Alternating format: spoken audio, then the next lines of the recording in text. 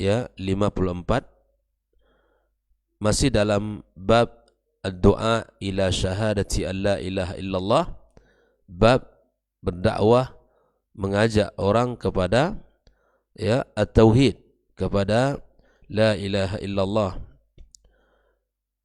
di mana al-muallif kitab Syekh Muhammad ibn Abdul Wahhab membawakan hadis yang berikutnya tentang bab ini adalah an Ibn Abbas radhiyallahu taala anhu anna Rasulullah sallallahu alaihi wasallam, dari Ibnu Abbas, sesungguhnya Rasulullah sallallahu alaihi wasallam lamma ba'atha Mu'adzan ila al-Yaman, tatkala beliau mengutus Mu'adz ke kota Yaman, qala lahu, maka Nabi berkata kepada Mu'adz, innaka ta'ti qauman min ahli al-kitab, wahai Mu'adz, sesungguhnya engkau mendatangi kaum dari ahli kitab, falyakun awwala ma tad'uuhum ilaihi, maka hendaklah yang engkau dakwahkan pertama kali kepada mereka adalah syahadatu an la ilaha illallah, itu persaksian bahwa tiada ilah yang berhak disembah kecuali Allah Subhanahu wa taala. Wa fi riwayatin, dalam riwayat yang lain, ya, ila ayyuwahidullah, hendaklah pertama kali engkau dakwakan kepada mereka adalah persaksian agar mereka mentauhidkan Allah Subhanahu wa taala. Lalu kemudian Nabi sallallahu alaihi wasallam mengatakan, fa inhum ata'uka lidzalik, jika mereka mentaati kamu dalam hal tersebut, fa'alimhum anna Allah aftarada alaihim 5 salawatin fi kulli yawmin wa lailah. Jika mereka mentaatimu dalam hal tersebut, maka ajarkan kepada mereka sesungguhnya Allah telah mewajibkan atas mereka salat 5 waktu sehari semalam. Lalu Nabi mengatakan, fa inhum ata'uka lidzalik, jika mereka sudah mentaatimu dalam hal tersebut, fa'alimhum, maka ajarkan kepada mereka annallaha aftarada alaihim sadaqatan, sesungguhnya Allah mewajibkan kepada mereka sedekah, ya, tu'khadhu min aghniyaihim faturaddu ala fuqaraihim, diambilkan dari orang-orang kaya mereka, dikembalikan kepada orang-orang fakir mereka. Ya, tentu maksudnya di sini adalah zakat al-mal. Ya. Fa innahum ata'uka lidzalik, jika mereka mentaatimu dalam hal tersebut, fa iyyaka wa karaima amwalihim, maka berhati-hatilah kamu wahai Mu'adz terhadap ya harta-harta mulia mereka, wattaqi da'watal mazlum, dan takutlah doanya orang terzalimi, fa innahu laisa bainaha wa bainallahi hijab, bahwa doanya ya dengan Allah Subhanahu wa taala tidak ada hijab. Hadis rawahul Bukhari wa Muslim wa Tirmidzi fi Sunan wa Abu Dawud kadzalika wa Ahmad fil Musnad. Inilah perawi hadis yang barusan kita baca. Yang jelas hadis ini adalah hadis yang luar biasa tentang sebuah dakwah yang sangat mulia, mengajak orang untuk ya bertauhid kepada Allah Subhanahu wa taala. Ahibati fillah, ikhwani wa akhwati fid din, mari kita lihat ya penjelasan daripada Syekh Shalih Al-Fauzan dari hadis yang barusan kita baca, diawali dengan menjelaskan beberapa makna mufradat yang terdapat pada hadis ini. Ba'atha Mu'adzan artinya wajjahahu wa arsalahu, ya, artinya dia diutus ya ilal Yaman, ilal iklim al-ma'ruf janub al-jaziratil arabiyah, ya, dia di mana al-Yaman itu adalah sebuah kampung, ya, sebuah negeri, tempat yang dikenal di utara Jaziratul Arab. Sebagai apa diutus? Da'iyan ilallah, sebagai dai yang mengajak orang kepada Allah Subhanahu wa taala, wa waliyan wa qadiyan, sebagai wali dan qadi juga. Wa dzalika fi sanati 10 min al-hijrah, pada tahun ke-10 dari hijrah. Jadi sudah diutus ya oleh Nabi SAW beberapa sahabat untuk menjadi orang-orang yang mengajak ya, kepada agama yang mulia ini. Ahlul kitab yang terdapat pada hadis tersebut maknanya humul yahudu wan nasara. Jadi orang-orang Yahudi dan Nasrani. Li'annahum kanu fil Yaman akthara min musyrikil Arab atau aghlab. Mereka Yahud dan Nasara di kota Yaman ya, lebih banyak dari orang-orang musyrik Arab atau lebih dominan mereka ini. Kemudian makna kata syahadatun ay yajuzu fiha al-raf' ala annahu isim, boleh dibaca dengan syahadatun, bahwa dia itu isim yakun ya muakhiran wa awwalu khabaruha muqaddam wa yajuzul aks, ya boleh juga kebalikannya. Wa fi riwayatin, artinya dalam makna riwayat, riwayatin ukhra di dalam Sahih Bukhari, kalau tadi adalah syahadatu an la ilaha illallah, dalam riwayat yang lain yaitu riwayat Bukhari dibunyinya ila ayyuhidullah, kedua-duanya sahih insyaallah ya. Kau kemudian ata'uka lidzalik, maknanya adalah ay syahidu wanqadu li da'watika, mereka bersaksi dan tunduk atas dakwahmu. Wa kafaru bima yu'bad min dunillah, dan mereka kufur terhadap apa yang disembah selain Allah Subhanahu wa taala. Itu makna fa inhum ata'uka lidzalik, jika mereka mentaatimu dalam perkara apa? Dalam perkara di mana mereka tunduk kepada Allah dan kufur kepada selain sembahan, ya, kufur kepada selain Allah Subhanahu wa taala. Nah, ini maknanya. Lalu kemudian ada kata iftarada alaihim, ay aujaba alaihim. Allah wajibkan. Kata fariḍah ya maknanya adalah wajib, ya. Iftarada alaihim, aujaba alaihim. Kemudian ata'uka lidzalik ay amanu bifardiyatiha aw aqamuha. Ata'uka lidzalik itu artinya jika mereka beriman kepada apa yang telah diwajibkan kepadanya dan mereka melaksanakan perintah tersebut. Iftarada alaihim sadaqah, aujaba alaihimuz zakat. Kata sadaqah dalam hadis ini adalah bermakna zakat, ya. Karena sadaqah itu adalah sebutan umum. Sadaqah terbagi kepada dua, ada sedekah wajib dan ada sedekah sunnah. Sedekah wajib itulah zakat. Sedekah sunnah ya infak dan termasuk wakaf dan lain sebagainya. Itu adalah nama untuk hal yang sangat mulia di dalam ibadah harta kita. Iyyaka ay kalimatu tahdzir. Iyyaka wadh-dhann, jangan kamu berburuk sangka. Iyyaka wa qara'im amwalihim. Qara'im ikhwafillah mansub 'ala al-tahdzir, jam'u karimah.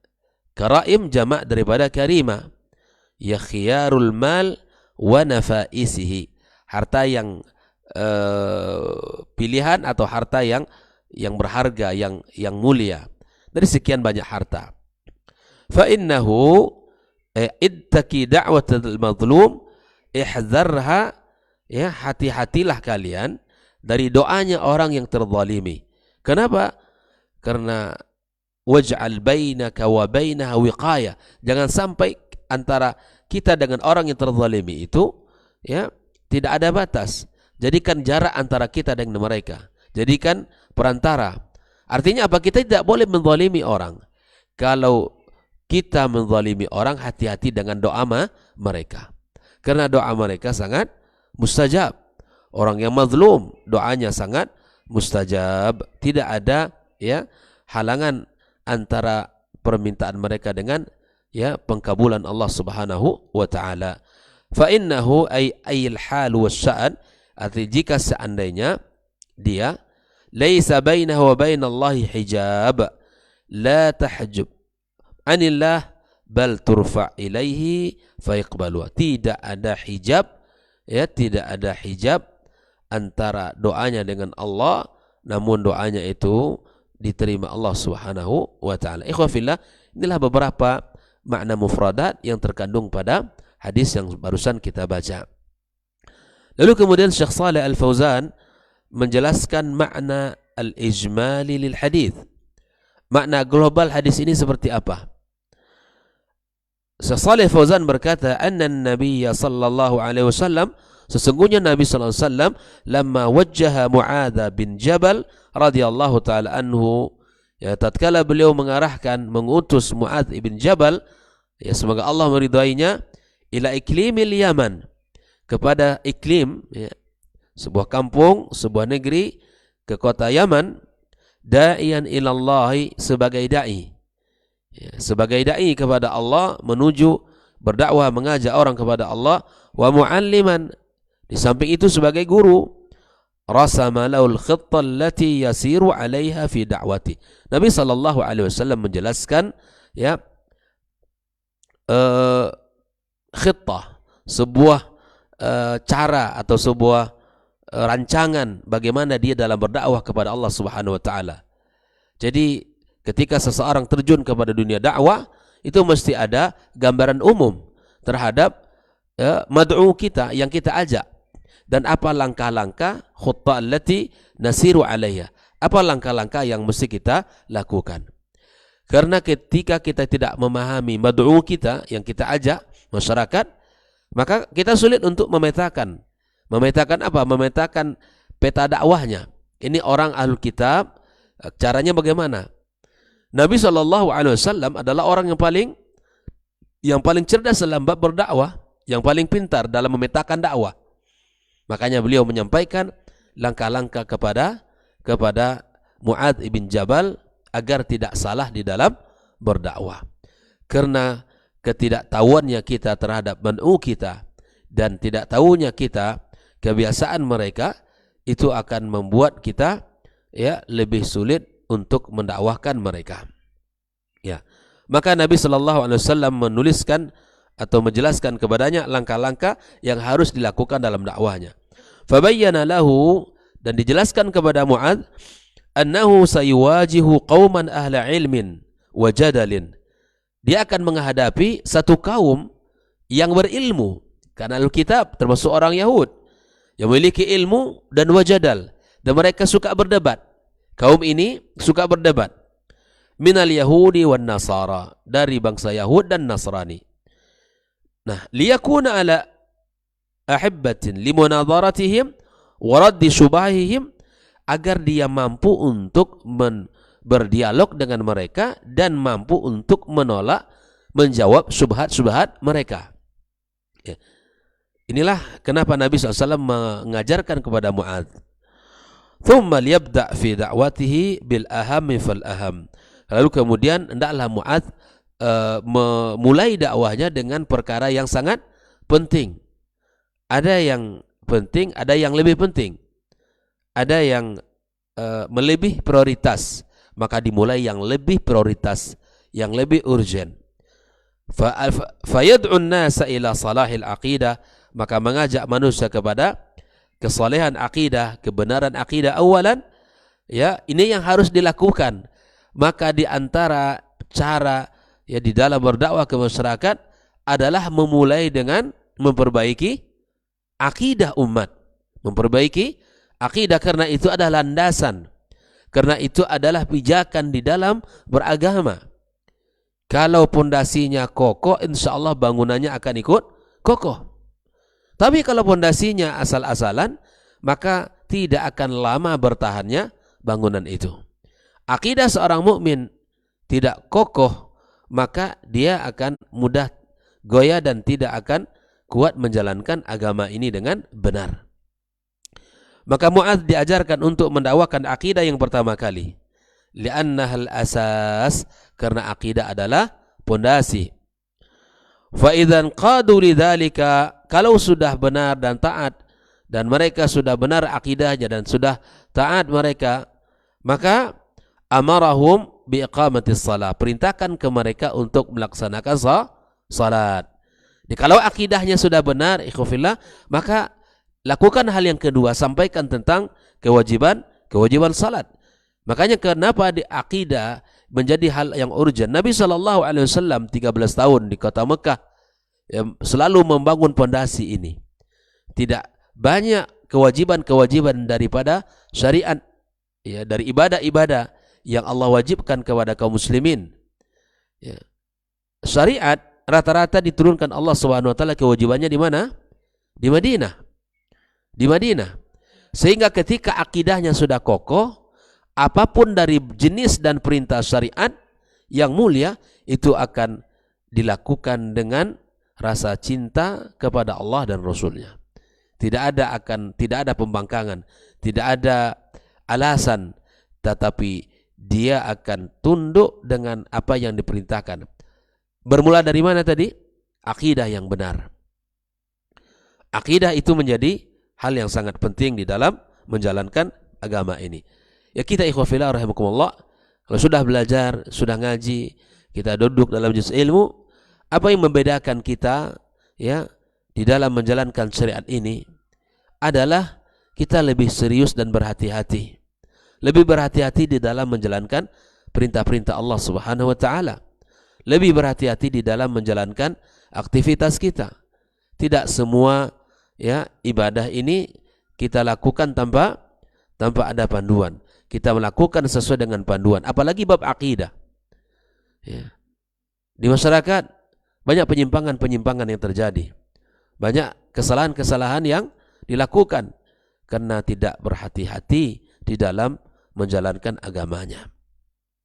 Oleh karenanya ikhwafillah rahimakumullah, kita kalau sudah benar akidahnya, maka kemudian ajarkan kepada mereka salat yang telah Allah wajibkan kepada mereka, li'annaha a'zamul wajibati ba'da tauhid, karena salat adalah kewajiban yang paling agung setelah tauhid. Fa idza aqamuha, kalau mereka sudah melaksanakan salat, amara aghniyahum bidaf'i zakati amwalihim ila fuqaraihim, maka diperintahkan kepada orang-orang kaya mereka untuk membayarkan zakat kepada orang-orang fakir mereka, muwasatan lahum wa syukran lillah, sebagai bentuk kita menghibur mereka dan sebagai bentuk rasa syukur kita kepada Allah Subhanahu wa taala. Jadi zakat yang kita keluarkan wujud rasa syukur kita kepada Allah atas harta yang Allah berikan, dan wujud kita mewujudkan dan wujud ukhuwah cinta kita kepada saudara-saudara kita yang membutuhkan. Thumma hadzarahu min akhdhi jayyidil mal li'anna al-wajib al-wasat. Kemudian Nabi mengingatkan agar tidak mengambil dari harta-harta pilihan mereka, karena wajib adalah al-wasat, yang pertengahan. Thumma hathahu 'ala al-'adl, kemudian Mu'adz disuruh untuk berbuat adil, wa tarkiz zulum, dan meninggalkan kezaliman. Jangan sampai di saat memutuskan sebuah keputusan, hendaklah yang menjadi putusan, dasar putusan itu adalah syariat agama yang berdasarkan dalil. Jangan sampai berbuat zalim, li'alla yad'u 'alaihi al-mazlum, ya, agar tidak didoakan oleh orang yang terzalimi, wa da'watuhu mustajabatun, dan doanya orang yang terzalimi mustajab. Inilah secara umum makna hadis yang barusan kita baca, di mana Nabi sallallahu alaihi wasallam mengutus Mu'adz ke Yaman, dan Nabi sekaligus menjelaskan langkah-langkah dakwah yang harus dilakukan olehnya di saat menghadapi ya orang-orang yang berada di negeri Yaman. Dan Nabi SAW memberikan prioritas yang paling utama, yang meminta untuk mengajarkan yang paling pokok terlebih dahulu, baru kemudian hal-hal yang lain yang harus disampaikan kepada masyarakat. Ini yang harus kita contoh dari Nabi kita sallallahu alaihi wasallam. Lalu kemudian Syekh Shalih Fauzan menjelaskan munasabatul hadits lil bab, kesesuaian hadis ini dengan bab. Beliau mengatakan anna awwala ma yud'a ilaihi syahadatu an la ilaha illallah, bahwa sesungguhnya yang pertama yang didakwahkan adalah persaksian tiada ilah yang berhak disembah kecuali Allah, wa fihi, dan dalam hadis itu juga dalam hadis ini juga irsalud du'ati lidzalik. Di saat pertama kali yang didakwahkan adalah tauhid, maka di dalam hadis itu juga terdapat Nabi sallallahu alaihi wasallam mengutus seorang dai ke kota Yaman untuk mendakwakan tauhid. Inilah ya seperti mana bab kita, babud du'a ila syahadati an la ilaha illallah. Lalu ikhwah fillah rahimakumullah, ma yustafadu minal hadis, apa yang bisa kita ambil dari hadis ini? Apa pelajaran yang bisa kita petik? Yang pertama, masyru'iyatu irsalid du'ati ilallah, disyariatkannya mengutus para dai, para duat ya, untuk berdakwah kepada Allah. Jadi perlu kita mempetakan dakwah, kita lihat ini masyarakatnya masih jauh dari pemahaman yang benar, kita utus. baik itu yang mengajarkan Al-Qur'annya, baik itu yang mengajarkan tauhidnya dan ilmu-ilmu yang lainnya. Ya, penting kita untuk melakukan hal ini. Sebagaimana Rasulullah sallallahu alaihi wasallam telah mengutus Mu'adz ke kota Yaman menjadi seorang dai. Ya. Yang kedua, ikhwafillah rahimakumullah, anna syahadata an la ilaha illallah awwalu wajib. Bahwa sesungguhnya persaksian bahwa tiada ilah yang berhak disembah kecuali Allah awwalu wajib. Kewajiban yang pertama. Kewajiban yang pertama adalah kita bersaksi tiada ilah yang berhak disembah kecuali Allah, wa hiya awwalu ma yud'a ilaihin nas. Dan dialah hal yang pertama untuk kita ajak orang. Kewajiban yang pertama adalah tauhid, dan dia juga merupakan hal yang pertama untuk kita ajak orang untuk mentauhidkan Allah Subhanahu wa taala. Yang kedua, anna ma'na syahadati an la ilaha illallah, bahwa makna syahadat la ilaha illallah tauhidullahi bil ibadah wa tarki ibadati ma siwah. Maknanya mentauhidkan Allah dalam ibadah dan meninggalkan ibadah selain Allah. Hanya Allah muara ketaatan kita. Hanya Allah tujuan amal saleh kita. Dan kita tinggalkan seluruh selain Allah Subhanahu wa ta'ala. Tinggalkan seluruhnya. Tidak ada yang kita lakukan melainkan untuk Allah Azza wa Jal, apapun ketaatannya. Yang keempat, ikhwafillah, annahu la yahkum bi islamil kafir illa bin nutki bis syahadataini. Wa kita tidaklah menghukumi seorang yang kafir, keislaman seseorang yang kafir, kecuali setelah dia mengucapkan kalimat as-syahadataini. Kalimat syahada adalah bab besar di mana seseorang untuk menjadi seorang muslim. Kalaupun dia sudah sholat, sudah puasa, tapi belum bersyahadat, itu belum. Jelas ya? Orang kalau menjadi seorang muslim, maka pintunya adalah syahadat. Disyahadatkan dulu. Dari situlah akan datang seluruh kewajiban-kewajiban. Ya. Karena syahadat, ikhwafillah rahimakumullah, memiliki banyak konsekuensi. Dan ketika kita ucapkan syahadat, ketahui pula lah bahwa ada pembatal-pembatalnya.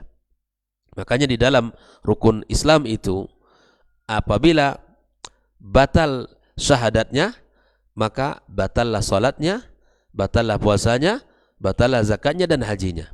Tapi apabila salah satu dari ibadah itu yang batal, misalnya batal salatnya, ya maka tidak batal puasanya. Bisa jadi tidak batal puasanya, atau tidak batal zakatnya dan hajinya.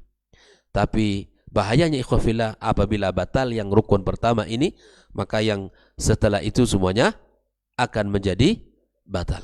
Nah, itulah pentingnya tauhid dan as-syahada. Yang kelima, annal insana qad yakunu qari'an aliman. Sesungguhnya manusia bisa jadi dia orang yang paling pintar, orang yang berilmu, ya. Wa huwa la ya'rifu makna la ilaha illallah. Bisa jadi dia tidak mengetahui makna la ilaha illallah. Au ya'rifuhu, atau dia mungkin tahu, ya, wala ya'malu bihi, tapi dia tidak mengamalkannya. Kahali ahli kitab. Ya, seperti halnya ahli kitab. Banyak orang yang tahu Pak tentang la ilaha illallah, tapi dia tidak menjaga kalimat ini. Turunan kalimat ini tidak menjadi bagian kehidupannya. Syahadat ya sekadar syahadat, tapi kesyirikan masih dilakukan. Sembelihan bukan untuk Allah masih dikerjakan. Nazar bukan atas nama Allah masih dibuat. Ya, masih banyak. Berdoa kepada selain Allah, meminta kepada yang meninggal masih dilakukan. Ini masih ada dalam kehidupan sebagian masyarakat. Ya, dan ini dilarang dalam agama kita. Maka ada orang yang sudah mengucapkannya namun tidak memahaminya dengan benar, atau ada orang yang memahami tapi tidak mengamalkannya di dalam kehidupannya. Yang keenam, ikhwafillah, anna mukhatabatal alim laysat ka mukhatabatil jahil. Ini metode dakwah. Mengajak orang yang memiliki ilmu tidak sama seperti mengajak orang yang jahil. Berbicara kepada orang yang berilmu tidak seperti berbicara kepada orang yang jahil. Innaka ta'ti, kata Nabi, sesungguhnya engkau mendatangi kauman min ahlil kitab. diingatkan oleh Rasul, kau itu datang wahai Mu'adz kepada siapa? Orang ahli kitab, mereka memiliki ilmu. Ya, ini harus kita tahu cara bagaimana berbicara dengan orang-orang yang berilmu dengan orang-orang yang tidak berilmu. Bicara di depan para mahasiswa, ya mungkin para akademisi, itu berbeda dengan cara bicara kita dengan orang-orang, para petani di kampung, atau mungkin para pedagang secara umum. Ya, gunakan bahasa-bahasa yang dipahami oleh mereka. Yang ketujuh, at-tanbih ala annahu yambaghi lil insani, ya, sebuah peringatan bahwa sesungguhnya sebuah peringatan bahwa pantas bagi seseorang, ya, khususan li da'iyati, khususnya sebagai seorang dai, ayakuna ala basiratin min dini. Hendaklah dia memiliki ilmu tentang agamanya, tentang apa yang dia ajak, wa liyatakhallasa min syubhatil musyabbihin, agar dia terlepas dari syubhatnya, ya, para pemilik syubhat, wa dzalika bi talabil ilmi, dengan cara menuntut ilmu. Ya, kita orang kalau sudah faham, insyaallah tidak akan mudah goyah, ya, tidak akan mudah tertipu. Makanya para ahli, para duat hendaklah berilmu tentang apa yang diajaknya.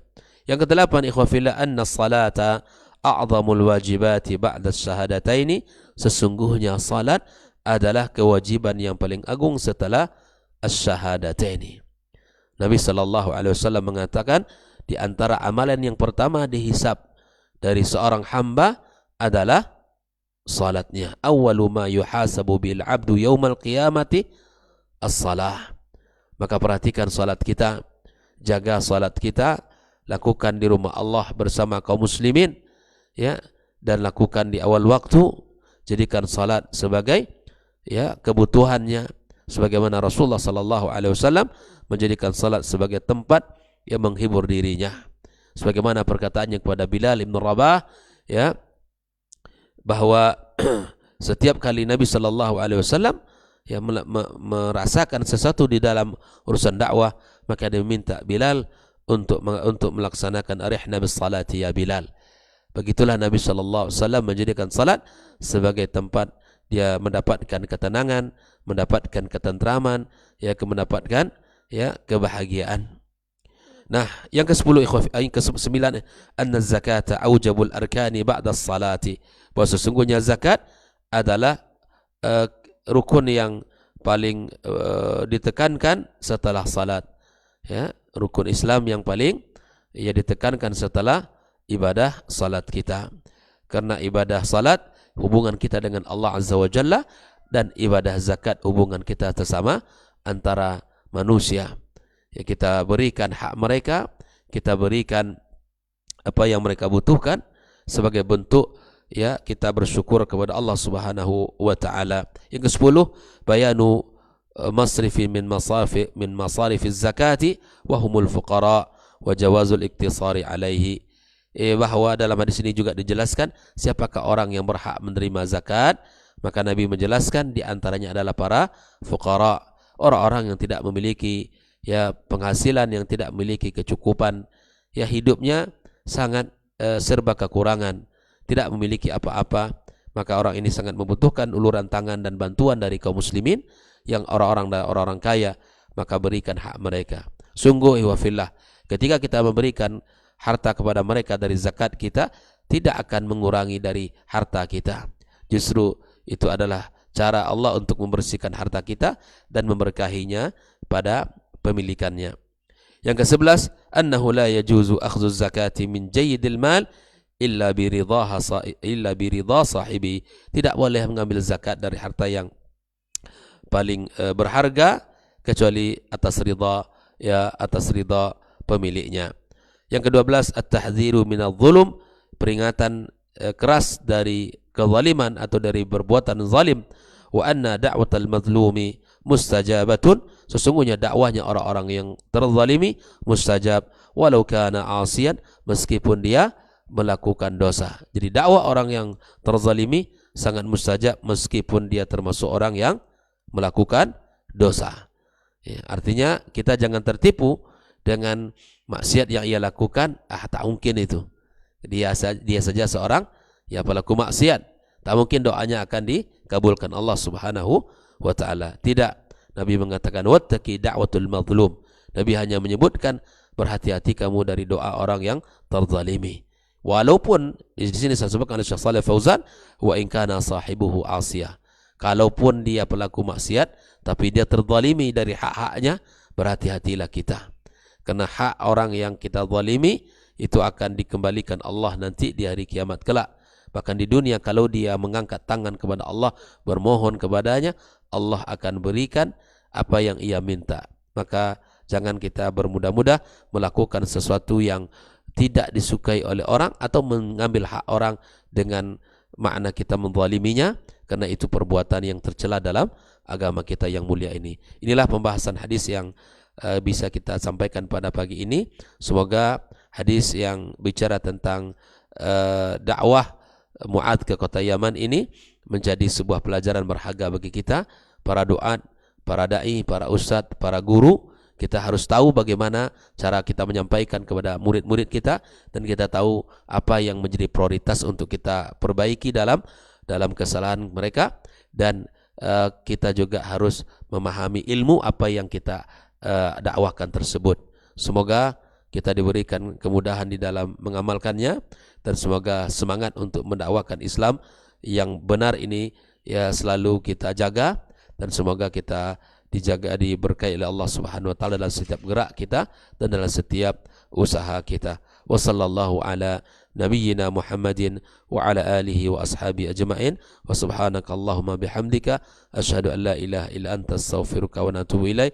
Wassalamu alaikum warahmatullahi wabarakatuh.